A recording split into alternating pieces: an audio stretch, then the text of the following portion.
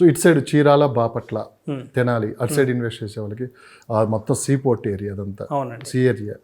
So ఓ రకంగా మనం చెన్నై చూసాము, ముంబై చూసాము, అటు ఇంకా ఎక్కువ డిమాండ్ ఉండే అవకాశం ఉంది అంటున్నారు.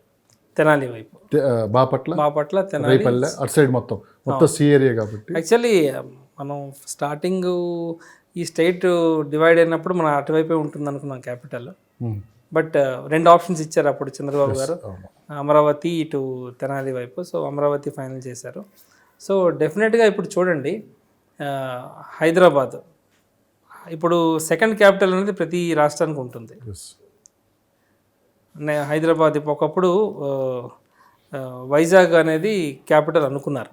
సో అంటే ఫినాన్షియల్గా కొంచెం ఆ ఏరియా డెవలప్ అవుతుంది. ఓకే అండి. సో తెనాలిలో ఇన్వెస్ట్ చేయడం ఏంటంటే మేబీ ఈ 100 కిలోమీటర్స్ 150 కిలోమీటర్స్ రేడియస్లో ఉంది కాబట్టి ఇండస్ట్రియల్ వైజ్గా ఇక్కడ డెవలప్ చేస్తారు. 60 కిలోమీటర్స్ అంతే, పెద్ద తేడా అండి. 60 కిలోమీటర్స్ బాపట్ల కానీ ఆ చుట్టుపక్కల తెనాలి, రేపల్లె ఇవన్నీ 60-70 కిలోమీటర్స్ పరిధిలోనే ఉన్నాయి. అవును. సో ఇండస్ట్రియల్ మ్యానుఫ్యాక్చరింగ్ డెవలప్మెంట్స్ వస్తే ఈ ఏరియాలో వస్తాయి. అంటే ఇండస్ట్రియల్ వస్తే టూరిజం పరంగా డెవలప్ అవుతుంది. టూరిజం పరంగా కూడా డెవలప్ అవుతుంది. టూరిజం అన్ని వైపులు ఉన్నాయండి. సో ఇప్పుడు మేజర్గా టూరిజం అట్రాక్షన్ బీచ్ అండి, బీచ్ లేదా హిల్స్. సో బీచ్ ఉంది కాబట్టి డెఫినెట్గా టూరిజం అట్రాక్షన్ అనేది ఉంటుంది. బట్ మ్యానుఫ్యాక్చరింగ్ ఇండస్ట్రీస్ ఆంధ్రాకి రావాల్సి చాలా కావాలి, ఎందుకంటే చాలా తక్కువ ఉన్నాయి. ఫార్మా ఇండస్ట్రీకి వదిలేస్తే మ్యానుఫ్యాక్చరింగ్ ఇండస్ట్రీ చాలా తక్కువ ఉన్నాయండి మనకి. సో వైజాగ్ ఎలా ఉంటుంది సార్ మరి? సార్ ఈ జగన్మోహన్ రెడ్డి గారు మళ్ళీ వస్తే వైజాగ్లో ప్రమాణ స్వీకారం చేస్తాం, వైజాగ్కే రాజధాని ఆయన అన్నారు. కానీ చంద్రబాబు నాయుడు గారు అమరావతిని కొనసాగిస్తా అని చెప్పి అన్నారు. చాలా మంది వెయిట్ చేశారు ఇప్పుడు ఎవరు వస్తారా, ఎక్కడ ఇన్వెస్ట్ చేయాలని చెప్పి. రావటం అయితే చంద్రబాబు నాయుడు గారు వచ్చారు, 164 సీట్లు భారీ మెజారిటీతోటి ఇక్కడ తిరుగులేని ఒక ప్రభుత్వాన్ని అయితే ఏర్పాటు చేశారు.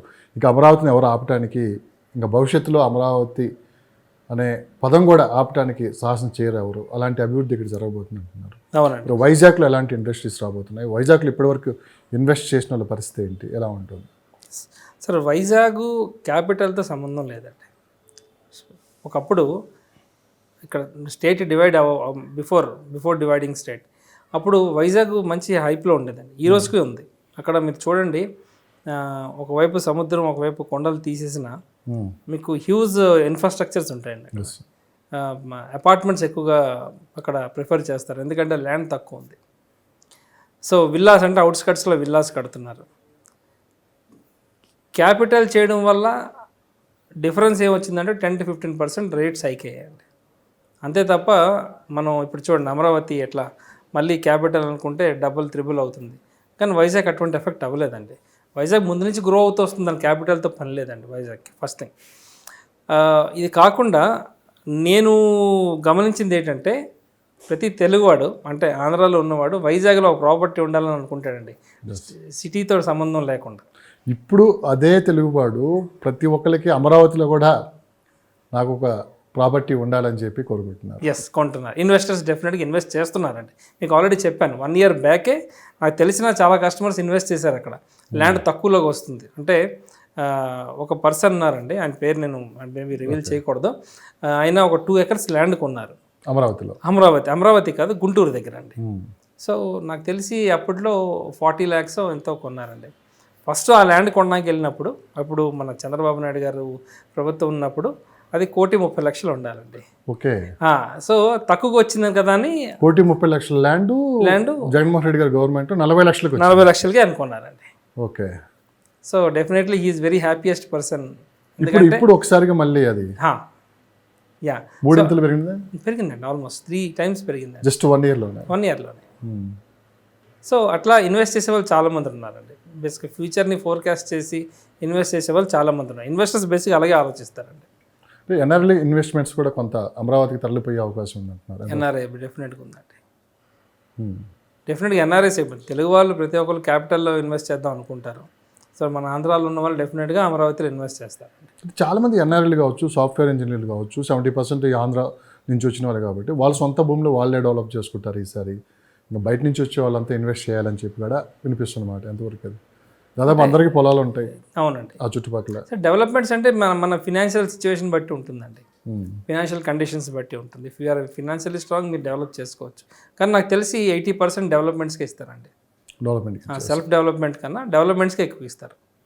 ఈసారి ఇన్వెస్ట్ చేస్తే ప్లాట్లలో కొనుక్కోవచ్చు, అలాంటి ఎకరాల లెక్క తీసుకొని ఏదైనా డెవలప్మెంట్ చేసుకోవచ్చు. అదే ఎకరాలు అంటే మనకు అమరావతిలో దొరకదండి, గుంటూరు కానీ అమరావతి కానీ విజయవాడ కానీ. సో డెఫినెట్గా ఎకరాలు అంటే క్రోడ్స్లో ఉంటుందండి.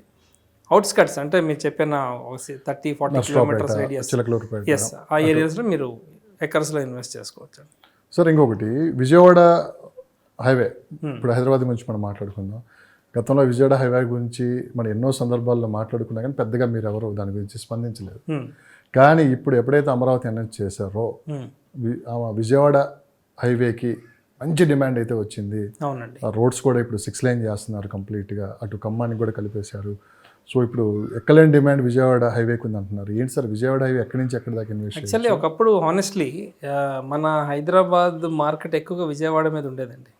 విజయవాడ హైవే మీద ఎక్కువగా ల్యాండ్స్ ఇన్వెస్ట్ చేశారు చాలా వరకు. ఎందుకంటే that is only the connectivity road, మన ఆంధ్రాకి తెలంగాణకి మేజర్ కనెక్టివిటీ రోడ్ అని చెప్పొచ్చు. చాలా వరకు ఇన్వెస్ట్ చేశారు. ఒకప్పుడు ఈ షాద్ నగర్ కానీ ఇవన్నీ కంపేర్ చేస్తే సిటీ అప్పుడు అన్నీ ఉన్నాయి కాబట్టి. అవును, సో ఎందుకో మరి డెవలప్మెంట్స్ ఆగిపోయాయి, సడన్గా ఆగిపోయాయండి. ఆగిపోయి అంటే మేబీ గవర్నమెంట్ రీజన్స్ అవ్వచ్చు, డెవలప్మెంట్స్ అవ్వచ్చు. ఇప్పుడు చూడండి గవర్నమెంట్ అన్ని వైపులు డెవలప్మెంట్స్ పెడుతుందండి. నాట్ ఓన్లీ విజయవాడ హైవే, ఇటు షాద్ నగర్లో ఇండస్ట్రీస్ వచ్చాయండి, ఇటు కరీంనగర్ ఇండస్ట్రీస్ వస్తున్నాయండి, ఇటు ముంబై హైవేలో చాలా ఇండస్ట్రీస్ వస్తున్నాయి. మెయిన్ మనకి ఎక్కడ ఇండస్ట్రియలైజేషన్స్ వస్తున్నాయో, ఎక్కడ ఎంప్లాయ్మెంట్ జనరేషన్స్ ఉంటుందో అక్కడ మనకి రియల్ ఎస్టేట్ గ్రోత్ డెఫినెట్గా ఉంటుంది. రైట్.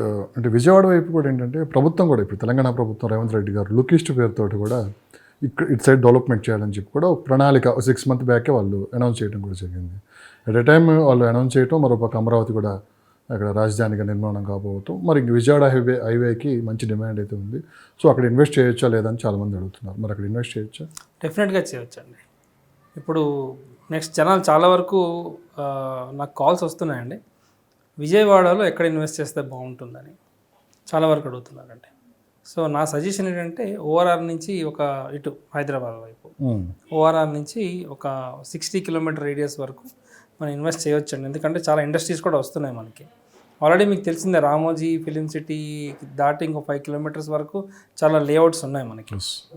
సో ఒకటి లాస్ట్ ఏంటంటే కొంచెం రేట్ స్టాగ్నెంట్ అయ్యింది అప్పుడు తీసుకున్న వాళ్ళు, కానీ ఇప్పుడు డెఫినెట్గా ఇప్పుడు గ్రో అవుతుందండి. ఇప్పుడు స్టార్ట్ అయింది మనకి యావరేజ్గా ఒక 15-20% రిటర్న్స్ అయితే ఎవ్రీ ఇయర్ వస్తుందండి మనకి ఈ స్ట్రెచ్లో, విజయవాడ స్ట్రెచ్లో. ఎందుకంటే ఇండస్ట్రియలైజేషన్ వస్తుంది, plus the only connectivity to Andhra అండి.